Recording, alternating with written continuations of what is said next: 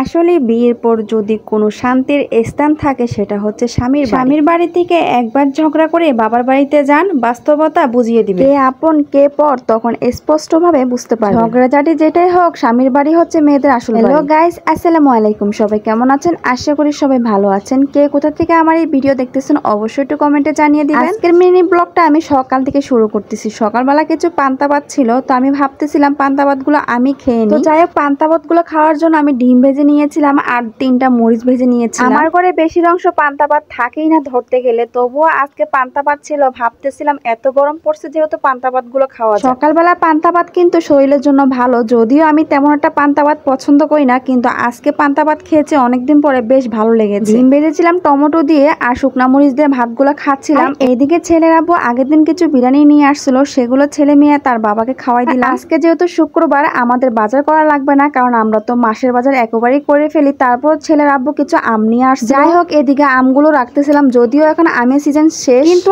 আমার ছোট্ট ছেলেটা খুব পছন্দ করে পাকা পাকা আম, সেই কারণে তার আব্বু যতই দাম থাকুক সে নিয়ে আসে। যাই হোক, আজকে যেহেতু শুক্রবার সেই কারণে রান্নাটা একটু তাড়াতাড়ি করতে হবে, সবাই যেহেতু বাসায়। হয়তোবা আজকে শুক্রবার সবাই বলবেন ভালো মন্দ কেন খান নাই, তবে ছোট মাছ কিন্তু আমার কাছে গরু গোস্ত থেকে বেশি ভালো মন্দ মনে হয়। তাছাড়া আগের দিন মাংস রান্না করছিলাম, সেগুলো একটু ছিল, তো আমি ভাবছিলাম যেহেতু মাংস একটু আছে আমি ছোট মাছ রান্না করি। আমার কিন্তু ছোট মাছ অনেক পছন্দ। ইদানিং মাছের চেয়ে মাংস খাওয়া পড়তেছে বেশি, তাছাড়া দাওয়াতও পড়তেছে বেশি। তো আজকে বিকালেও কিন্তু দাওয়াত রয়েছে, সেই কারণে ভাবতেছি আজকে আর মাংস রান্না করব না, তবে ছোট মাছ রান্না করি। আজকে রান্না করলে আবার দেখা গেছে কালকে সকালেও খেতে পারবো। যাই হোক, এদিকে আমি হাতে মাখিয়ে ছোট মাছটা বসিয়ে দিলাম, সাথে কিছু আলু দিয়েছিলাম। ছেলের আব্বু আজকে তরকারিটা খাবে কিনা, কারণ তার তো আবার মাছ ভেজে দিতে হয়। তাকে ছোট ছোট মাছও কিন্তু রান্না করলে ভেজে দিয়ে রান্না করতে হয়। যাই হোক, আজকে হয়তো বা একটু ঢং করবে, তারপর আমি খাওয়ানোর চেষ্টা করব। আমি মনে করি কি, ভাজা মাছ থেকে কাঁচা মাছটা যদি রান্না করা হয় না ঠিক মতন, ওইটাই কিন্তু শরীরের জন্য ভালো। যাই হোক, এদিকে কিন্তু প্রায় তরকারিটা শেষ হয়ে গেছে। বাসায় টমেটো ছিল, তো টমেটো আমি দিয়ে দিয়েছি, কিন্তু ধনেপাতা ছিল না। আমার স্বামী বাজার করবে ঠিকই, কিন্তু ধনেপাতা আনে না। যদিও ধনেপাতা আনে, ধনেপাতাগুলো ঠিক মতন থাকে না, কারণ বৃষ্টিতে ভিজে ভিজে ধনেপাতাগুলো বাসায় এনে